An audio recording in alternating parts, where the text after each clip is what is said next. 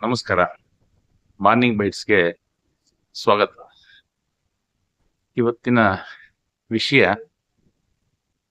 ನೀವು ಯಾಕೆ digital creator ಆಗಬಾರ್ದು. ಬಹಳಷ್ಟು ಜನ ಸ್ಮಾರ್ಟ್ ಫೋನ್ ಹೊಂದಿದ್ದಾರೆ. 8,000ದಿಂದ ಸ್ಟಾರ್ಟ್ ಆಗುತ್ತೆ. ಅನೇಕರ ಕೈಯಲ್ಲಿ ಲಕ್ಷ ದಾಟಿ 2 ಲಕ್ಷದ ಹತ್ತಿರದ ಫೋನ್ಗಳು ಕೂಡ ಇವತ್ತೆ ಉದ್ಯಮಿಗಳು, ಶಿಕ್ಷಕರು, ವಿದ್ಯಾರ್ಥಿಗಳು ಬಳಸ್ತಾ ಇದ್ದಾರೆ. ಇವತ್ತು ಮೊಬೈಲ್ ಒಂದು ಜ್ಞಾನಕೋಶ, ಜ್ಞಾನ ಭಂಡಾರ. ಅಲ್ಲಿ ಇವತ್ತು ಗೂಗಲ್ನಲ್ಲಿ ಜಗತ್ತಿನ ಎಲ್ಲ ವಿಚಾರಗಳು ನಿಮಗೆ ಮಾಹಿತಿ ಕೊಡುತ್ತೆ. ಅವನ್ನೆಲ್ಲ ಜೋಡಿಸಿ ಒಂದು ಪುಸ್ತಕ ಮಾಡಕ್ಕೆ ಹೋದ್ರೆ ಬಹುಶಃ ಅಸಾಧ್ಯ ಪ್ರಮಾಣದ ಒಂದು ಲೈಬ್ರರಿ ಆಗ್ಬೇಕಾಗುತ್ತೆ. ಆ ಲೈಬ್ರರಿಯಲ್ಲಿ ನೀವು ಹುಡುಕಿ ತೆಗಿಲಿಕ್ಕೆ ಕೂಡ ಸಾಧ್ಯ ಆಗಲ್ಲ. ಆ ಪುಸ್ತಕ ತಗೊಂಡು ಕಪಾಟಿಯಿಂದ ಕೊರಿಬಿಡಿ ಓದಿ ಅದರ ಪೇಜ್ ನಂಬರ್ ಹುಡುಕಿ ಪುಸ್ತಕದ ಧೂಳು ತೆಗೆದು ಓದ್ಲಿಕ್ಕೆ ಕೂತ್ಕೋಬೇಕು. ಅದು ನಿಮ್ಗೆ ಆಸಕ್ತಿ ಇದ್ರೆ ಆ ಪೇಜನ್ನು ಜೆರಾಕ್ಸ್ ಮಾಡ್ಕೋಬೇಕು. ಆದರೆ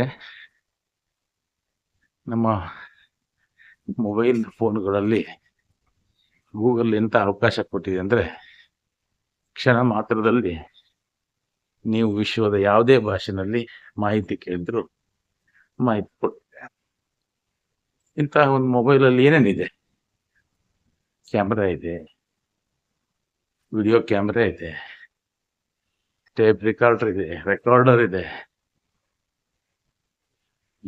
ಕ್ಯಾಲೆಂಡರ್ ಇದೆ, ಅಲಾರಾಮ್ ಇದೆ, ಡೈರಿ ಇದೆ, ನಿಮಗೆ ಬೇಕಾದ ಆರೋಗ್ಯ ಮಾಹಿತಿಗಳಿದೆ, 106 ಆ್ಯಪ್ಗಳು ಅಲ್ಲಿದೆ.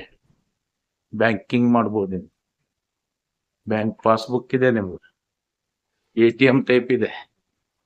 ಯಾರಿಗೆ ಬೇಕಾದರೂ ಹಣ ತೆಗೆದು ಕಳಿಸ್ಬೋದು, ಹಣ ಪಡಿಬೋದು. ಎಲ್ಲ ವಾಟ್ಸಪ್ನಲ್ಲಿ ಸಂದೇಶ ಕಳಿಸ್ಬೋದು, ವಿಡಿಯೋ ಕಳಿಸ್ಬೋದು, ನೀವು ಗ್ರೂಪ್ನಲ್ಲಿ ಕಾಲ್ ಮಾಡ್ಬೋದು, ಕಾನ್ಫರೆನ್ಸ್ ಕಾಲ್ ಮಾಡ್ಬೋದು, ಮೀಟಿಂಗ್ ಮಾಡ್ಬೋದು.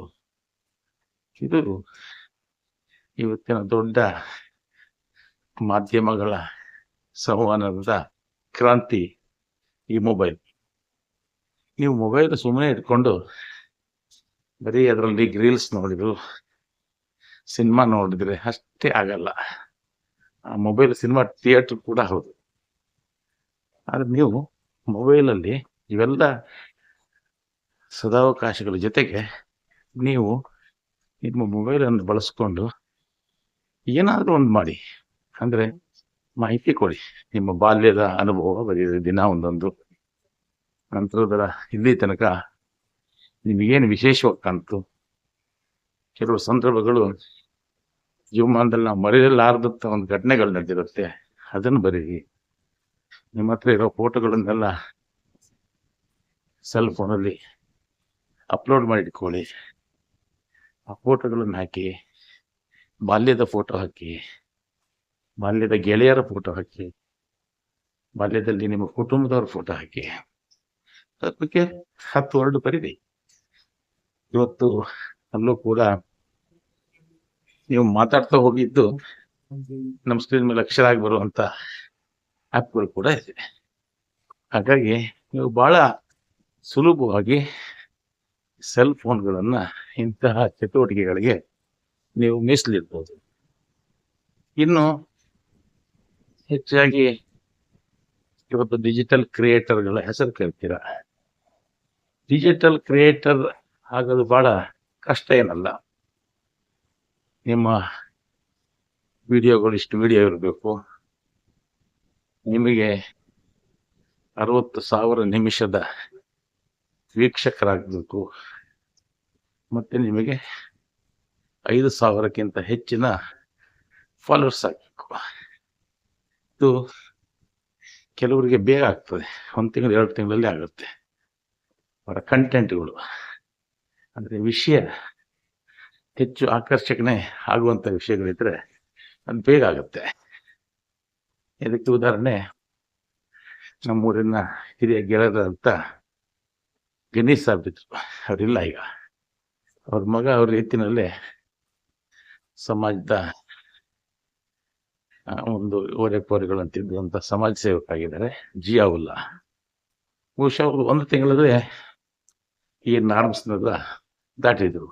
ಅವರು ಡಿಜಿಟಲ್ ಕ್ರಿಯೇಟರ್ ಆದರು. ನಾನು ಡಿಜಿಟಲ್ ಕ್ರಿಯೇಟರ್ ಆಗಲಿಕ್ಕೆ 6 ತಿಂಗಳಿಗೂ ಹೆಚ್ಚು ತಗೊಂತು. ಯಾಕಂದ್ರೆ ಅಷ್ಟು ಸಮಯ ಬೇಕಾಯ್ತು. ಅಷ್ಟು ನಾನು ಎಲ್ಲ ಕ್ರೈಟೇರಿಯಾಗಳನ್ನ ದಾಟಿ ಡಿಜಿಟಲ್ ಕ್ರಿಯೇಟರ್ ಆಗಿದ್ದೇನೆ. ಇನ್ಸ್ಟ್ರೀಮ್ ಆಡ್ಸ್ಗಳು ಪ್ರಾರಂಭ ಆಗಬೇಕು.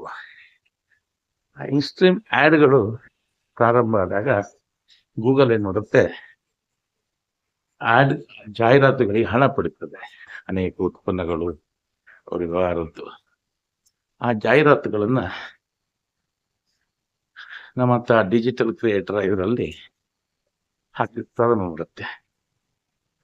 ಅದು ತನ್ನ ಹೆಚ್ಚಿನ ಆದಾಯದಲ್ಲಿ ಹೆಚ್ಚಿನ ಪಾಲನ್ನು ಇಟ್ಕೊಂಡು ಕೆಲವು ಅಂಶಗಳನ್ನ ಡಿಜಿಟಲ್ ಕ್ರಿಯೇಟರ್ಗಳಿಗೆ ಕೊಡ್ತದೆ. ಈ ಮೂಲಕ ಡಿಜಿಟಲ್ ಕ್ರಿಯೇಟರ್ಗಳಿಗೆ ಆದಾಯ ಕೂಡ ಬರ್ಲಿಕ್ಕೆ ಸ್ಟಾರ್ಟ್ ಆಗುತ್ತೆ. ಅದು ಸಣ್ಣದಿರ್ಬೋದು, ದೊಡ್ಡದಿರ್ಬೋದು. ಗರಿಷ್ಠ 6 ಲಕ್ಷ 7 ಲಕ್ಷ ಜಾಹೀರಾತು ಪಡೆದಂತ, ಜಾಹೀರಾತಿನಿಂದ ರೆಮ್ಯುನೇಷನ್ ಪಡೆದಂಥವ್ರು ಅನೇಕ ಡಿಜಿಟಲ್ ಕ್ರಿಯೇಟರ್ಸ್ ಇದ್ದಾರೆ. ಕನಿಷ್ಠ 2 ಲಕ್ಷ 3 ಲಕ್ಷ ಪಡೆಯೋರು ಕೂಡ ಇದ್ದಾರೆ. ಸಾವಿರಗಳಲ್ಲಿ ಪಡೆಯೋರು ಇದ್ದಾರೆ. ಕೆಲವು ಡಾಲರ್ಗಳಲ್ಲಿ ಪಡೆಯೋರು ಇದ್ದಾರೆ. ಅದೆಷ್ಟೇ ಇರಲಿ, ಅದಕ್ಕೊಂದು ನಮಗೊಂದು ಒಳ್ಳೆಯ ಹವ್ಯಾಸವನ್ನ ನಮಗೆ ತೋರಿಸ್ಕೊಡುತ್ತೆ. ಈಗ ಬಹಳ ಜನರಿಗೆ ನಮಗೆ ಬರಿಬೇಕು, ನೆನಪನ್ನೆಲ್ಲ ಪುಸ್ತಕ ಮಾಡಬೇಕನ್ನೋ ಆಸೆ ಇರುತ್ತೆ. ಆದ್ರೆ ನಮಗಲ್ಲಿ ಆಸಕ್ತಿ ಮತ್ತೆ ಸಮಯ ಕಡಿಮೆ ಆಗೋದ್ರಿಂದ ಮಾಡೋಕ್ಕಾಗಲ್ಲ. ಬಟ್ ಇಲ್ಲಿ ನೀವು ಬರೆಯೋದೇ ಬೇಡ, ನೀವು ಮಾತಿನಲ್ಲಿ ಹೇಳಿದ್ರೆ ದಾಖಲೆ ಆಗ್ತಾ ಇರುತ್ತೆ, ಅಲ್ಲಿ ಅಕ್ಷರಾಗಿನೂ ಬರುತ್ತೆ. ಇನ್ನು ನೀವು ಹೇಳೋದನ್ನೇ ಒಂದು ವಿಡಿಯೋ ಮಾಡಿ ಆ ವಿಡಿಯೋ ಅಪ್ಲೋಡ್ ಮಾಡ್ಬೋದು ಯೂಟ್ಯೂಬ್ನಲ್ಲಿ, ಫೇಸ್ಬುಕ್ಕಲ್ಲಿ, ಇನ್ಸ್ಟಾಗ್ರಾಮ್ನಲ್ಲಿ. ಹೀಗೆ ನಿಮ್ಮದೇ ಆದಂಥ ಒಂದು ಚಾನಲ್ ಅಲ್ಲಿ ಇರುತ್ತೆ. ನಮ್ಮ ನಂತರದಲ್ಲೂ ಬಹುಶಃ 100 ವರ್ಷಗಳು ನಮ್ಮ ವಂಶಸ್ಥರಿಗೆ ನಮ್ಮ ದಾಖಲೆಗಳು ಸಿಗ್ಬೋದು. ಹಾಗಾಗಿ ನೀವು ಇವತ್ತಿನ ಆಧುನಿಕ ಯುಗದಲ್ಲಿ, ವೈಜ್ಞಾನಿಕ ಯುಗದಲ್ಲಿ, ಸೆಲ್ ಫೋನ್ಗಳ ಇವತ್ತಿನ ಕ್ರಾಂತಿಯಲ್ಲಿ ಸದುಪಯೋಗ ಮಾಡ್ಕೊಳ್ಳಿ.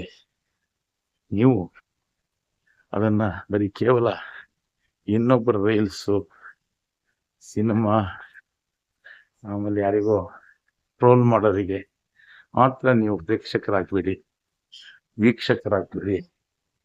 ಲೈಕು ಫಾಲೋ ಮಾತ್ರ ಮಾಡೋದಲ್ಲ, ನೀವು ಒಬ್ಬ ಡಿಜಿಟಲ್ ಕ್ರಿಯೇಟರ್ ಆಗಿ ನಿಮ್ಮನ್ನು ಜನ ಫಾಲೋ ಮಾಡೋಂಗೆ ಆಗತ್ತೆ. ಅದರಲ್ಲಿ ಹೆಚ್ಚಾಗಿ ನೀವು ಕೆಲವೊಂದನ್ನ ಚೌಕಟ್ಟನ್ನು ಅಳವಡಿಸ್ಕೋಬೇಕು. ಸಮಾಜಕ್ಕೆ ನೀತಿ ಪಾಠವನ್ನೇ ನಾನು ಹೇಳ್ತೀನಿ. ಅಶ್ಲೀಲ ಪದಗಳನ್ನು ಬಳಸಲ್ಲ. ನೀವು ನಿಜವಾಗ್ಲೂ ಡಿಜಿಟಲ್ ಕ್ರಿಯೇಟರ್ ಆದರೆ ಅಶ್ಲೀಲವಾಗಿರೋಂಥದ್ದು, ಬೆತ್ತಲೆ ಆಗಿರೋಂಥ ಚಿತ್ರಗಳು ಹಾಕೋದಾಗಲಿ ನೀವು ಮಾಡಿದರೆ ನಿಮ್ಮನ್ನ ಗೂಗಲ್ ನಿರ್ಬಂಧನ ಮಾಡುತ್ತೆ. ಹಾಗಾಗಿ ಒಳ್ಳೆಯ ಚೌಕಟ್ಟನ್ನು ಡಿಜಿಟಲ್ ಕ್ರಿಯೇಟರ್ಗೆ ನಿರ್ಮಿಸಿಕೊಡುತ್ತೆ. ಎಷ್ಟೋ ಸಂದರ್ಭದಲ್ಲಿ ಲ್ಯಾಂಡ್ ಸ್ಲೈಡಿಂಗ್ ಇರ್ಬೋದು, ನೀರು ಹರಿದು ಬಂದಿರೋ ಪ್ರವಾಹ ಇರ್ಬೋದು, ಯಾವುದೋ ಒಂದು ಅಪಘಾತ ಇರ್ಬೋದು, ನಮ್ಗೆ ತಡಿಲಿಕ್ಕೆ ಆಗದೆ ಇರ್ಬೋದು. ಆದ್ರೆ ಆ ಸುದ್ದಿನ ಜಗತ್ತಿಗೆ ತಿಳಿಸ್ಲಿಕ್ಕೆ ನಮಗೊಂದು ಮಾಧ್ಯಮ ಇದೆ, ಅದು ನಮ್ಮ ಕೈಯಲ್ಲಿರುವಂಥ ಮೊಬೈಲ್, ಸೆಲ್ ಫೋನ್. ಇದು ನೀವು ಬಳಸ್ಕೋಬೇಕು ಅಂತ ಇನ್ನೊಮ್ಮೆ ಹೇಳ್ತಾ ನನ್ನ ಮಾತು ಮುಗಿಸ್ತಾ ಇವತ್ತಿನ ಮಾರ್ನಿಂಗ್ ಬೈಟ್ಸ್ ಮುಗಿಸ್ತೀನಿ. ನಮಸ್ಕಾರ.